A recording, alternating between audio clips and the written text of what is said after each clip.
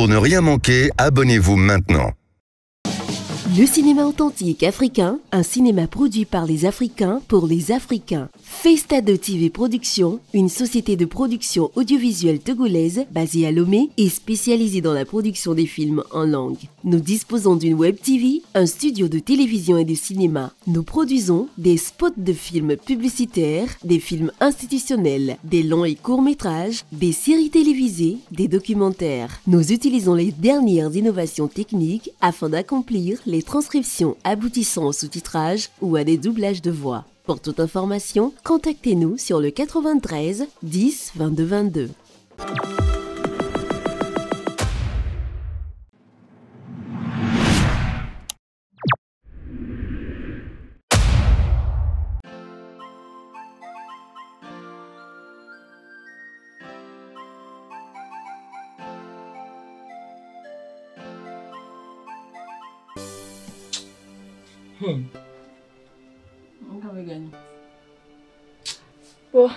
On entend le tino. Afin de savoir quoi on a fait à Marie. Un yankou à des soukou. Nyagban. Ne m'a pas soukou faut faire quoi. Ma pourrait soukou que le commentez. Y'a te faut un nyagban là. Wanya. D'assez dit balon le commandant quoi. Ya na mabu kwa heyo kumya forasi ya nkume ya kuchuchunga gaga. Ago. Oh. Unchwa. Ejo. Akosi. Ago. Akable kosi. Gagban. Oh. Mo fi ma so se lo ko se mo fi wena. Ka gba na nyam binu yo. Ka ko gba na. Eyo agba lo we se gbagba lo. Kosi? Laki, afon yuda. Laki mo ime. Jam ti salaka web ti kom. Mo ba jani ma ko be so o la ko ba do me. O ti ko la. O ti ko. E cha di ko. E cha ko ni ba lo. Ya la fame. La fame. Egbe o mto be abe ti ya ba be we be. Jam ti so egbe gbagba lo. Kosi, Besia ano chadin do kutu yaji ayi kaka agbolo fufu ala gban oda hotomo adi chabu agbolo fufu ya agba ma di dem vire oh Bejo achi kono omu owe sukuru futukure owe sukuru koko omu do o su kase sibere ke ncha le we satiti kase ka me no je o su apa o ve le di sa kase ka koku kwa me la po pe ku fi me e la so gbe so dangbe we blene di bloquer kalutiko bo obonari kabagosi anya agun la lemo ka kene de la ba wa wena akole ne la ka ble kosia akogbe dun la le nyan de dieu ma no ya mo kogbe ma la ba wena we di chaplo gbe ma plus ku vi ya ma kodo ka kenya la ka Bejo enya ko le blem wa o le blem dogo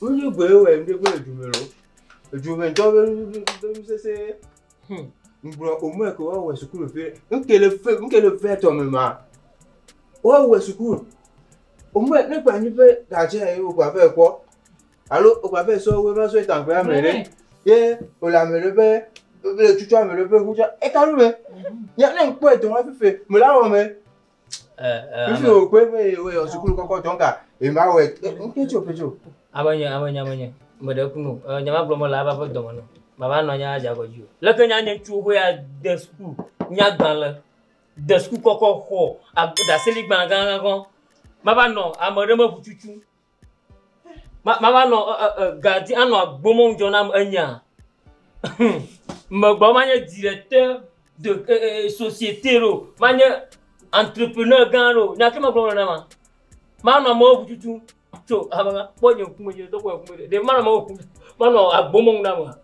Ato ine jeno ama ne nyanya. Bejo. Baba to do jamu.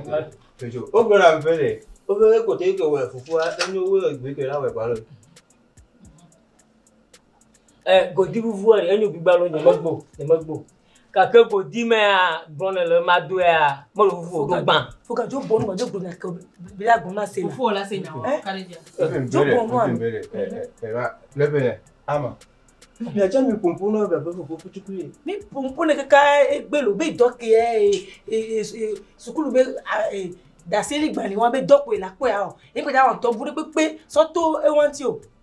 Mi blondo ko ja blene. Mi blene ngbe o. Oh, ama le figo. Oh, nyama yimla. Ma yim, nyama be wo me. Ama o ma Colombia. Na me nko kwa mo mama wo me. Ma yo me mpo mo la yi. Oh, Bejo. Bejo. Abalaka.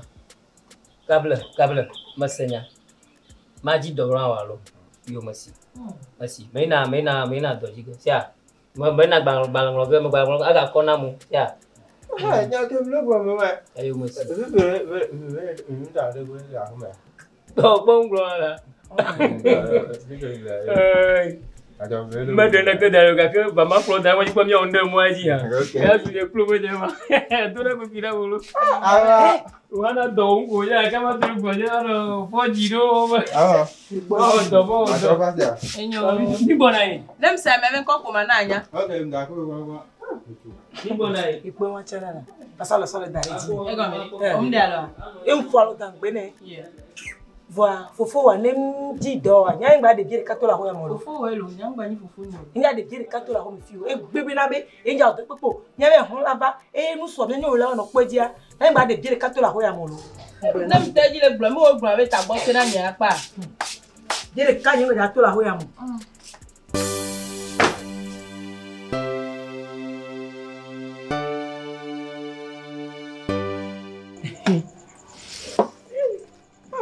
Medak bener maulo. Hah? Medak bener maulo. Kalau kau si. Bejo. Omnya, on peut que tu veux le web vise ce quoi. Bejo tu vois quoi. Abi vise. Tu vois. Voilà, nyanya mo vise ne wa nto. Oh, bejo. Voilà. Ana si mako. Holon to ne diolo. Wa wari tu gbejere, imaga yo holon yiko. No vinyen tonto ne. Ko mon tonto mi ala bo abi ano na mari. To holon ti la. Ah bejo, ba gole be le web blolo. Ju. Ya gole bro ma yesu. O le suira. Ni ma fo mu. Kare jima. Bon. Le ikena kuna. Dubula.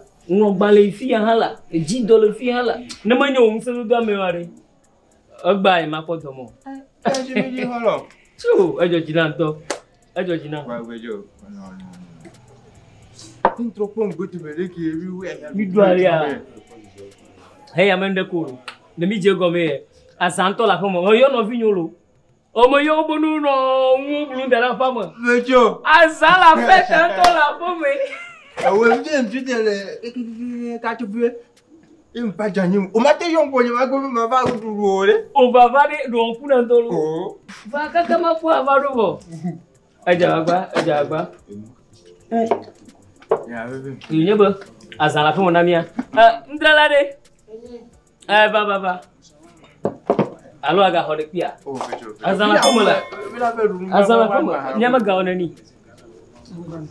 Naba. Oh. Bejo. Oh, mada penu. Mau ne yira wa kakalo. Bebe mkwa. Holon tonton nanya. Mau ne yiro. Ne manya wa. Ni ma ko de dona samo. Nyama kalo demi ko to couvre plafond. Mi va dans le via ce me ka quoi. Yo vous no mi abo vanta. Yo vous gbe no gbo vana mi cha. Ko to couvre plafond. Ko to kwa tema. Yari. Wa ko ha ko potia. Sia, ko potia yi. Agbe azan ke kela. Bejo. Hein? Enquête sur le. Tu es calme le merci là. Asi jawati. Asi. Nemi ya ko via nyanga ho nyanga bo no wa. Bejo. Kable kosi. Bejo po nga ka. Mi a rumble du mi mpo no jamela du. O po nga ka so tan ko serve ça. Oh fine. Akware. Mshama ga vai na to. Bejo mi a rume. Nous la ba famille.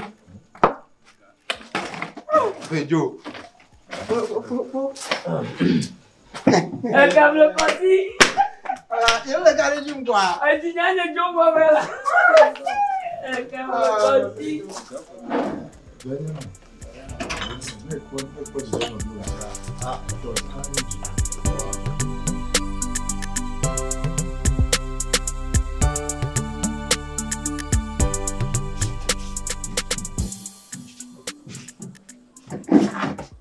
Ama, ebe so no.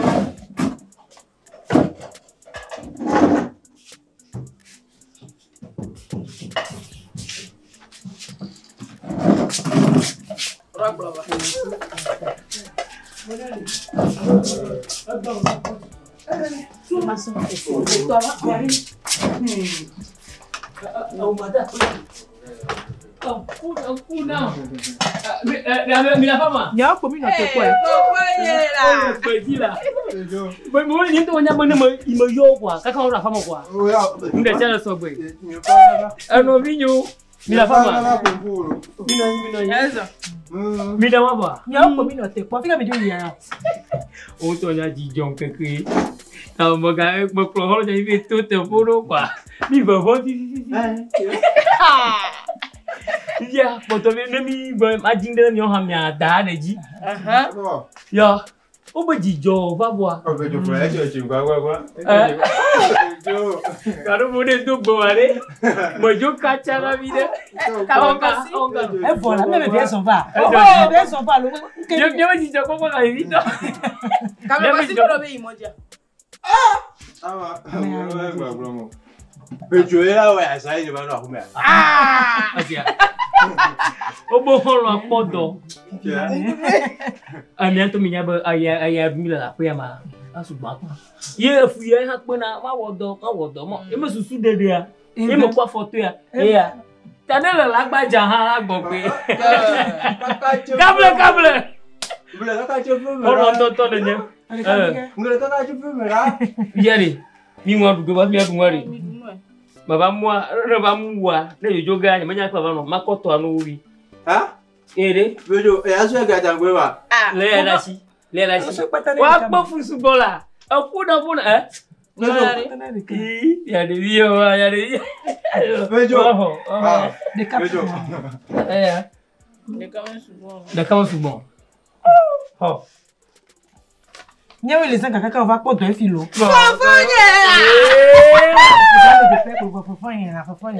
Ni be ga ho han. Adua, ni mo ko je gomo. Acho nto abi do agomo je gela. Acho ni. Acho. Ewo do mo ti fo la go mi duwe. Egba ga gbatara mo. Ndagbo ba. Ewo ma o du na mi are. Ama, aba so hava. Bejo jibo. De po dore. Rego bla no. Zande afia mo jigwa. O ha to po bia. Amen. Kwa miso. Bejo bela be.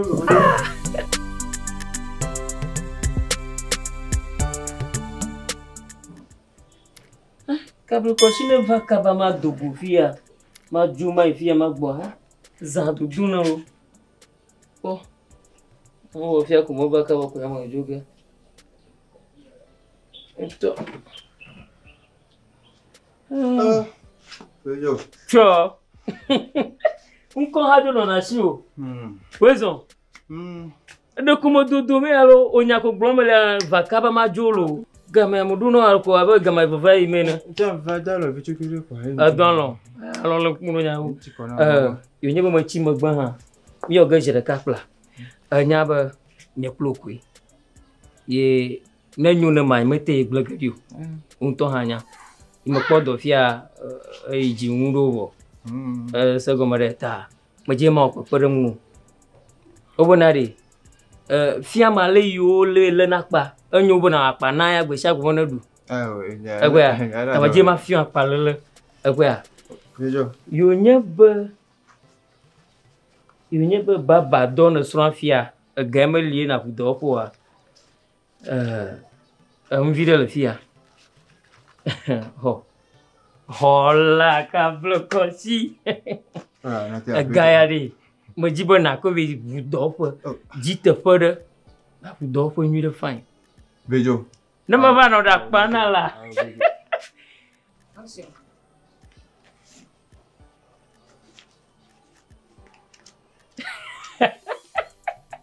Bejo. Ka no ko pidono mula. Hola, Bejo. Hola, tu la fais le plagé. O souhaite envoyer les gars. Nyamo ko da shino mo ga bonka. Bejo, Table kosi akomonade. Ama no vimo no ayo ti jub na yo gola. Enya kejwa. Magbere no. Menye ndeke ta ko na o gairo. Nye klo milifia jiji. Ye va vieto enye ba ale ikene lena. Le ikene ko nye klo no vinyo kata. Aba no vi okena. Bo. Menye ba garo la sinye. Sugbon gbagban e na mo ko na ro. Nye ha mo ko wa ba no vinye. Alo fonye ne. De mia family amene. Mo ko de mia family amene. Ala mo nya ba le ikene lena ma. Na chonye mo value ha. Akpo afonye ji ala bana no vinyo na ala mo gbodo nye mo. Ta fille mi le fia nye klo mi la ba mo de kene. Al mitro sa mo de ka. Bejo. Bejo. D'accord, moi. Bejo, comment va dire le peu couper mais. Kable kosi. Gachijio. Ndeke mo pojo. Bejo. Enwo gala mo gbobona. Esia. Ma ula yiro. Oh. Ma ula yiro gbago. No vi mo nya fuye na nya. Ta mi jo. Agba ile ma. Na lo gbona mo gbona chomo gbo esia. Ojo di jo le bejo le d'accord. Kable kosi.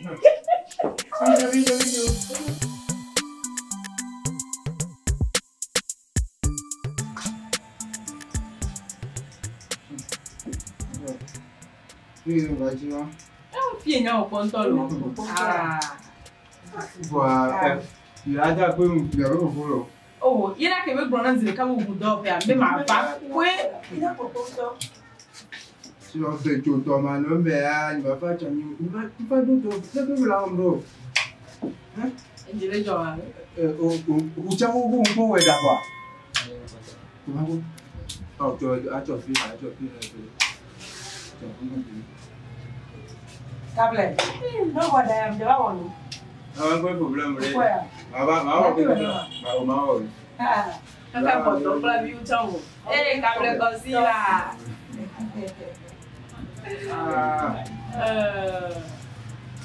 Là, so ya le parle me pour ça. Oblo. Ama. Ole me da ko le fi won ni okoya nsi ya. No ba ko era. Aha, no ba ko. Ina poponto. Ye be awa. Ah, o de ma wa ya. Wa no wa wa le ke ku mi na ji unto. Kere mu de ara bo. Nawo. Complet yo ko ara no. Oh, c'est chalo.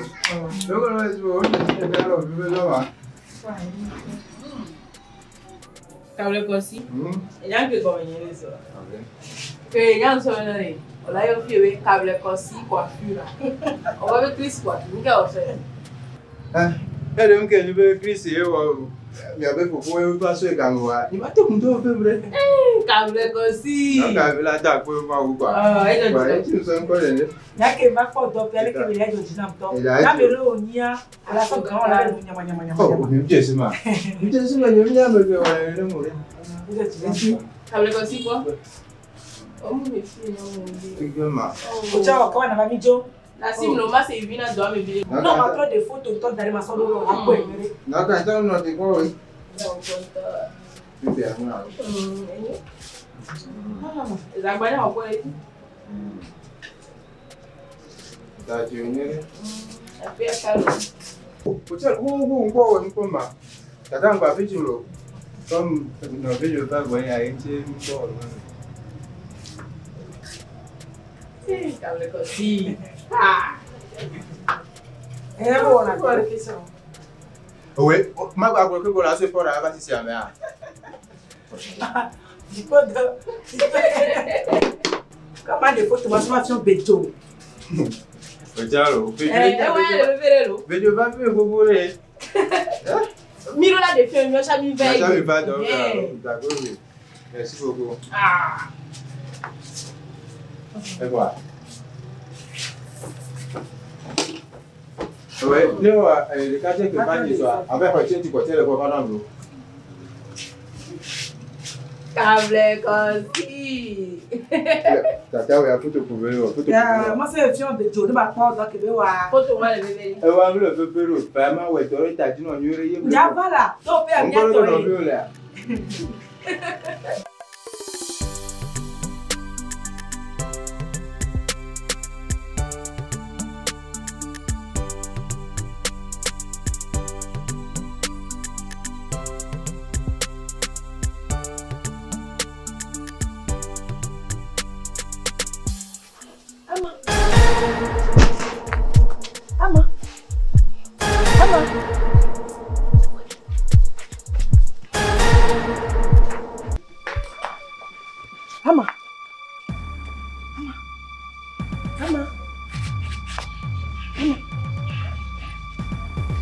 Go.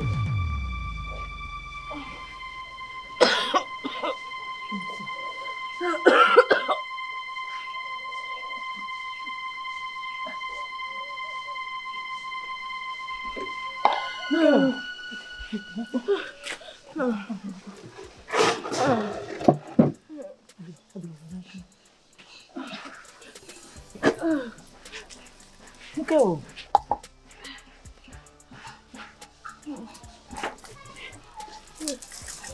Go, get job.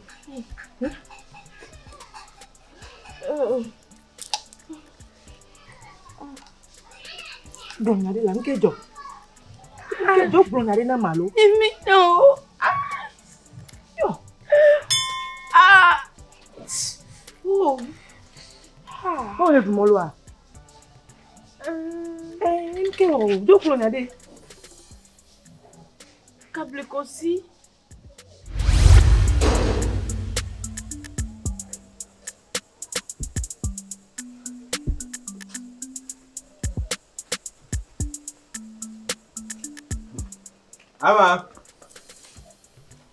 Ama. Yeah. Baba mboy. Oh, eu vou lá. Eu vou lá sabe.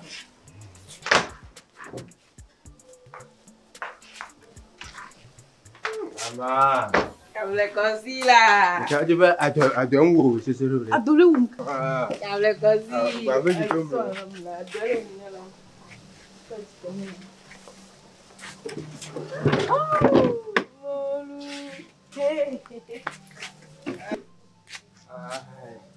Walulo. Adon tolo. Musuko amusu ba mo taji ni ni ko la nkwa. Adon buburin to. Yenda na olo. Mana obire. Ala, te rumpa. Pisi ya ru taji lo fulo. Ndadwa.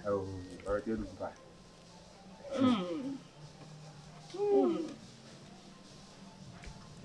Ama. Kabe ko sila. Pelo. Nimni we ba fi wa dola mu kakam. O to nya fufu wo pe holo mi je. Ni ma ti ta si aterera wo. Ole na msu fonye ne la. Ama. Be olodun se bebere. Erun bibi wo lele. Abi bi en ne pom dura no wen. Iso no bibi wa gulem. La be play hala wo. Aw. Ebi. Olo je habia. Habi. Ayo. Fiya play no lo. Ebi ntolo. Mo lo to kele FESTADO.TV godo mo wale. Mo mpe mo eh. FESTADO.TV godo mo mpe mo. Ma vinto. Então, Roma, vivi. Eiram, vejo que eu. Câble possible mon la va na mi mle du. E fo yin gba nyam kejo. Fo gabe hono ah. Ke ba gban kejo. Mo la po mle du yin gba nyam kejo megbe o. Epo to jenje yin gba. Ni nyo. Hey. Daga tanye mela.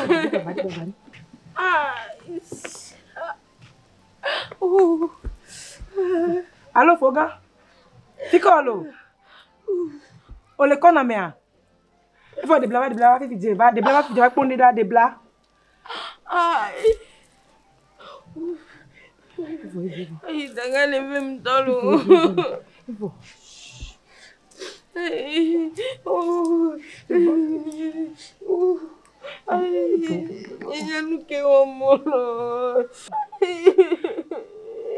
Ifo la. Leve me la. Foga de bla. De bla la.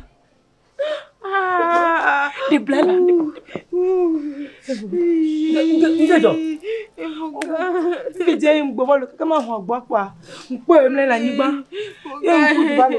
Emle la nyigba. Ebe câble kosi. Amankejo.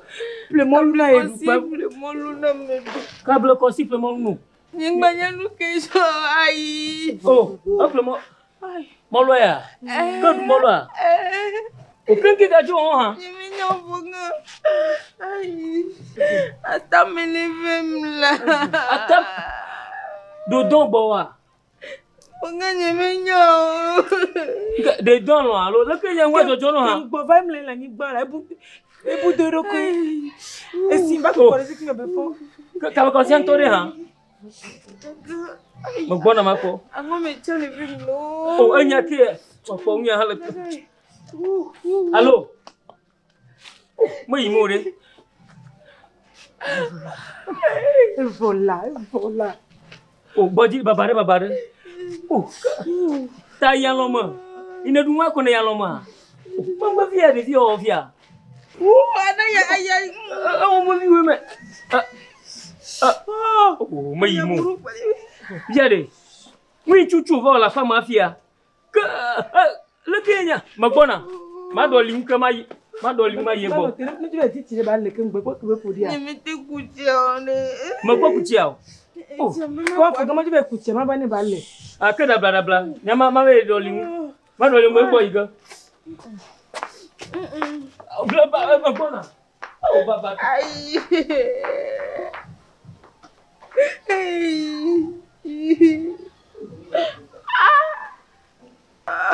Dabla na ba? Ne madoli mo afia gaji. Kade. Kawa dabla ina ba mano bona ina ba majo. Dabla valo. Le mai ka ba ta ba me ka wa doli go lolo. Okaba oh. No. Hey ga. Le ke nya afia. Wai. Uka ngoni mela. Ango mala eh. Ango mala. Yo te po manya pona na nya nyolo. Bolu. On peut aller on to jiunya mare kwa jiuwe. Moi va inki me vie. Ava ivoa. Ani jiuwe ava ango no hori. Il faut qu'il est mieux. Oh. Kade ina fare de ne ponder le kuuntia. Pourquoi talo me foni le kengola. Le kum ya. Ai. Aha, dablava. Ai ga sia. Ma ye gbo ma bien le kokon waro alo de konji. Ni konji alo. O kabana. Na ba no go ma ku.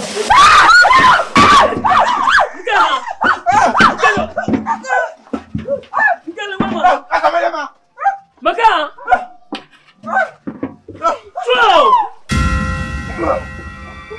Chu. Voilà. Tu vas pas comme ma. Kablo kosi. Ça veut dire qui?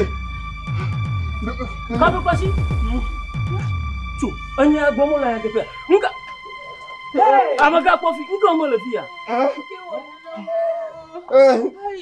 Ka wone. Bejo. Kablo kosi nka wone le achizama. Tondeuse lam. Bejo. C'est Ah. Trop vous kuna ko fia la ni de. Non, c'est pas me don ko le fia, me tout me jigano fia. Bejo. Gaga nka wone le fia. Bejo a me peu là, va changer. Dogo. Bejo. Dogo ba. Bejo. Dogo.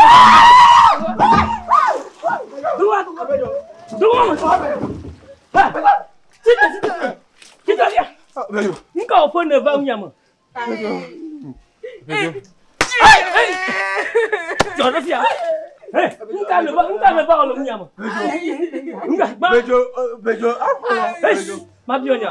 Anya ba nyanya ba lo bi anyama la fomu. Nka si ko na ba fa. Bejo, hola nye fofonye. Bejo, tondeuse gome. Tondeuse ari. Bejo, Bejo me peda là. Ok, bon ma no to ma bionya. Il ne va pas mal. Kofi. Il ne va pas en carnaval. Bejo, je va. Complet. Mkweno viwe. Vivi eda hageje gome. Maka. Dembe masome. Maka de gomo. Eda hageje gome, dembe masome. Maka mada. Avec un quadra nye bedo me. Ada ne parle dopa. Efa hageje gome, dembe masome. Maka nyama to bona.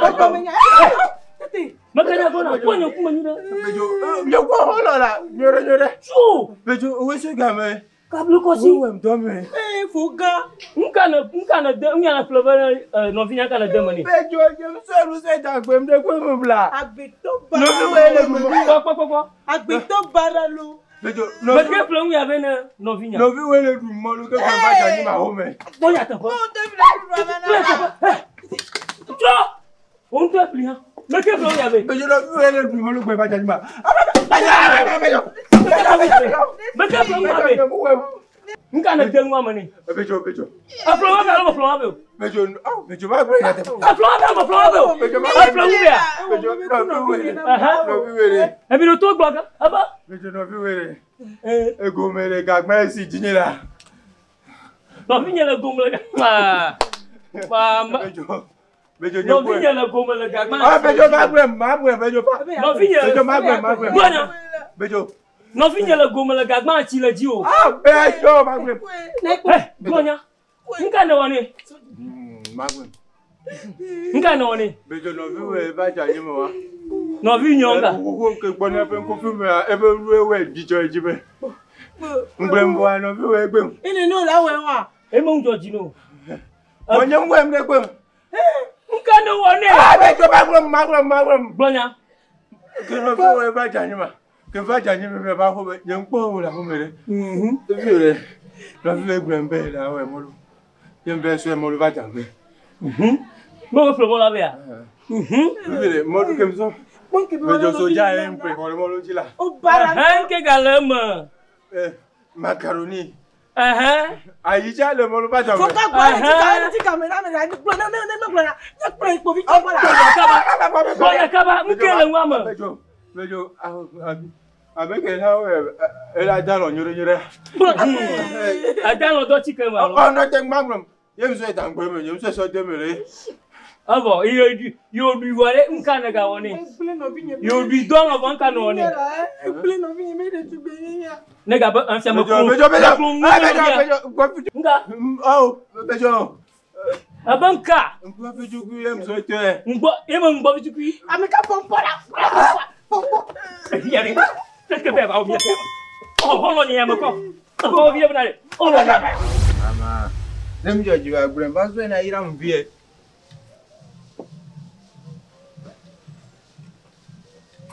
Lena. Yo.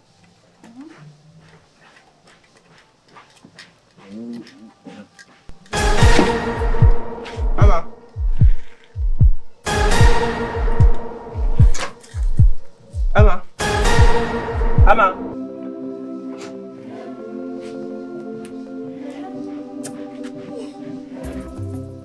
Ama.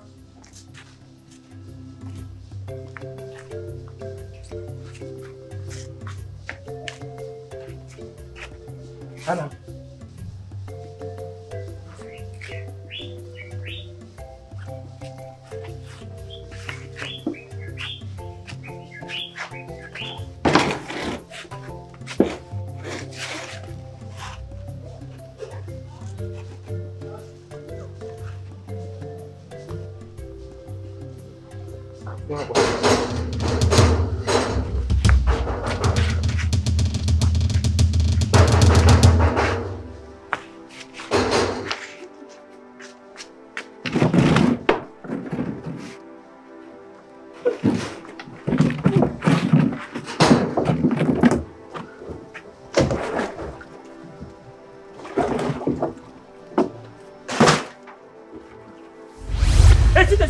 Johnny là bien.